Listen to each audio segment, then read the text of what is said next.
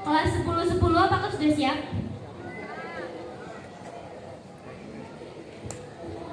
Inilah dia penampilan dari kelas 10-10. Hari berjalan seperti biasanya. Seorang anak berjalan dengan ceria sembari menggendong tas hitamnya. Saat hendak memasuki gang, anak itu melihat kucing kecil yang terlihat sangat tak berdaya. Anak itu takut. Dia memang fobia terhadap hewan sejenis kucing. Tetapi dia merasa simpati kepada kucing itu. Anak itu menatapnya.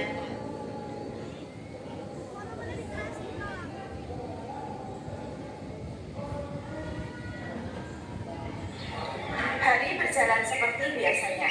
Seorang anak berjalan dengan ceria sembari menggendong tas hitamnya.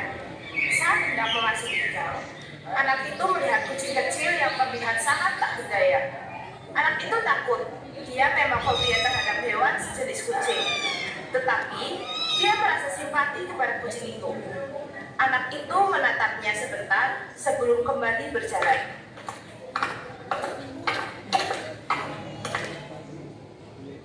Keesokan harinya, anak itu melihat kucing itu lagi. Kondisinya tak jauh berbeda dengan keadaan sebelumnya. Terlihat kotor dan kurus. Kali ini, anak itu menghampirinya. Anak itu mencoba melawan rasa takutnya, lalu memberikan daging ayam sisa bekannya tadi pagi. Kucing itu memakan ayam yang diberikan Bagas dengan rakus.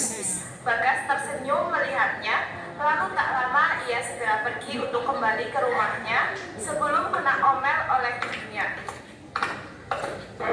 Keesokan harinya, terjadi hal ricu di sekolah Bagas. Bagas malas sekali dengan hal-hal seperti itu. Nah, itu siapa sih? Bisanya bikin ricu aja. Dari kelas mana dia?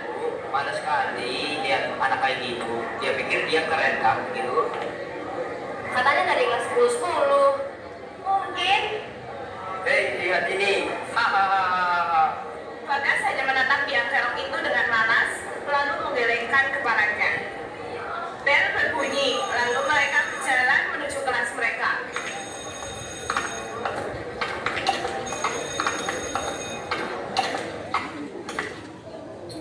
Selamat siang anak-anak. Di sini Ibu akan menjelaskan tentang jenis-jenis kepribadian manusia. Bu Ayu menjelaskan materi tentang kepribadian manusia hingga jam pelajaran berakhir. Oke anak-anak, ada yang ingin ditanyakan? Saya izin bertanya, Bu. Apa tanggapan Ibu perihal anak yang suka berisik dan kita sebagai teman harus menanggapinya seperti apa? Oke baik. Sebagai teman, kalian tuh harus menanggapinya dengan sabar ya. Meskipun mungkin itu akan sulit, tetapi kepribadian manusia itu kan berbeda-beda. Seperti yang Ibu jelaskan tadi. Jadi alangkah baiknya kalian untuk mencoba bergaul dengan anak itu dan mengajaknya untuk menuju kebaikan. Terima kasih, Bu. Pulang akhirnya berbunyi, lalu mereka bersalaman dengan guru sebelum pergi meninggalkan kelas. Beberapa anak tetap tinggal di kelas karena mereka harus menjalani tiket kelas. Adit, ini dibersihin, jangan cuma monyong-monyong sambil jagain pintu. Iya tuh Adit, suka banget jadi beban piket dasar. Kok capek Rimen pulang? Kalau mulai soal sampai semua orang juga capek, Dit. Udah, mending selesai tiketnya terus pulang. Dengan malas, Adit mengambil sapu lalu melanjutkan piketnya. Mereka akhirnya pulang setelah selesai piket, dan Bagas kembali pulang melewati jalan yang biasa ia lewati.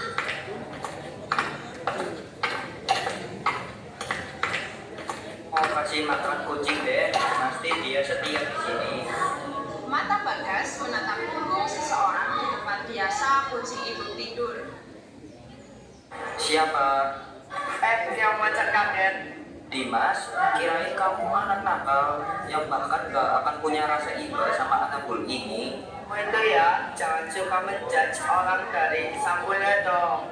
Gini-gini, aku suka sama hewan. Walau kadang aku suka bikin keributan di sekolahan. Maaf, sok balik bareng mau nggak? Kita searah nih kayaknya. Boleh. Dan mulai pada saat itu, persahabatan mereka tumbuh. Esoknya, mereka kembali pulang bersama. Dan di sekolah mereka menjadi semakin dekat. Dimas sekarang nggak nakal lagi ya. Syukur dong jadi ngeberisik sekolah kita. Hahaha.